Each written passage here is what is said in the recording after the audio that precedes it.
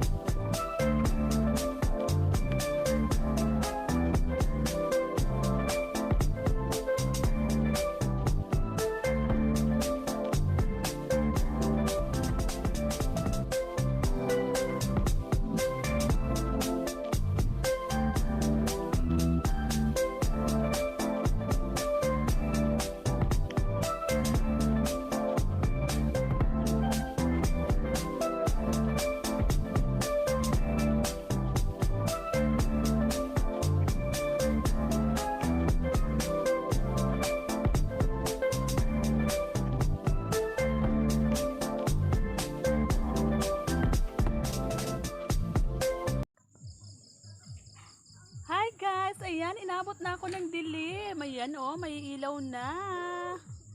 Hindi pa ako tapos. Nag-ano ako guys, ito, nang tawag nito,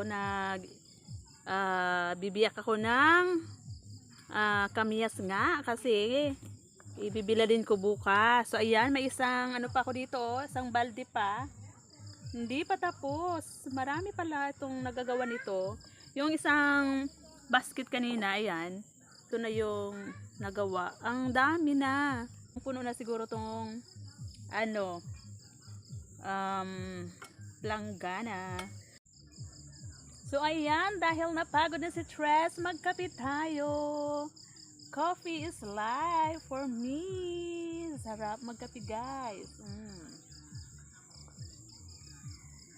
Sarap. Tatapusin ko to ngayon guys na pag-slice ng kamyas para bukas kapag maaraw na, bibila din ko na to bukas. So ayan, ang dami palang nagagawa nito. Kapag okay guys yung result nito, try ko magbenta nito guys. Ilalagay ko sa isang bottle and then magpapagawa ko ng sticker ba yun, yung palagyan ko ng pangalan na Tres Marias Dried kamyas. Ayan, try natin, oh, diba, try natin. So ayan guys, ibibilad na natin yung ating kamyas. Ayan, kasi maaraw na. Ibibilad na natin dito. Ibibilad na natin. Ayan.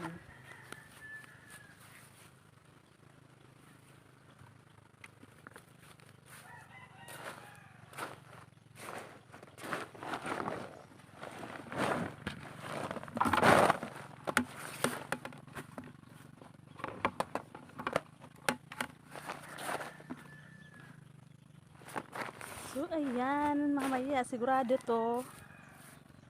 tong mamaya ay tuyong-tuyo na to buong maghapon.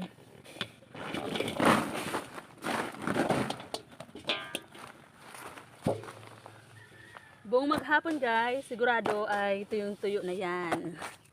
Papakita ko ulit sa inyo mamaya kung talagang natuyo siya. Tapos isalat natin dito para hindi sila kumpul-kumpul, para matagos ng init ng araw.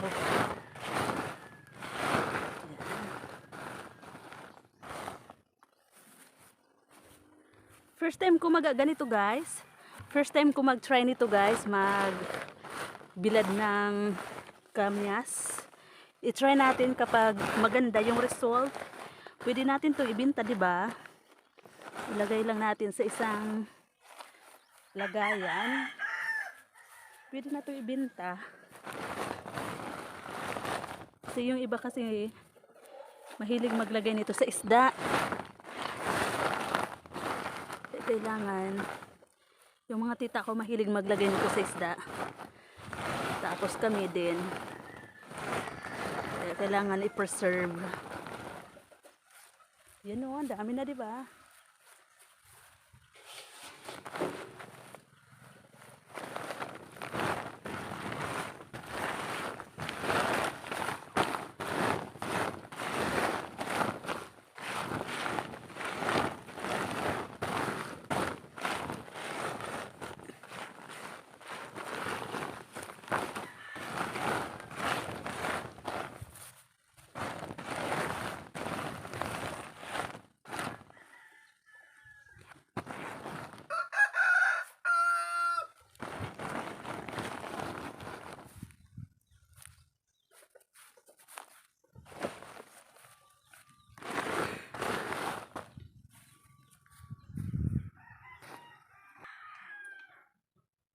So ayan na guys, yung ating kamyas binibilad na.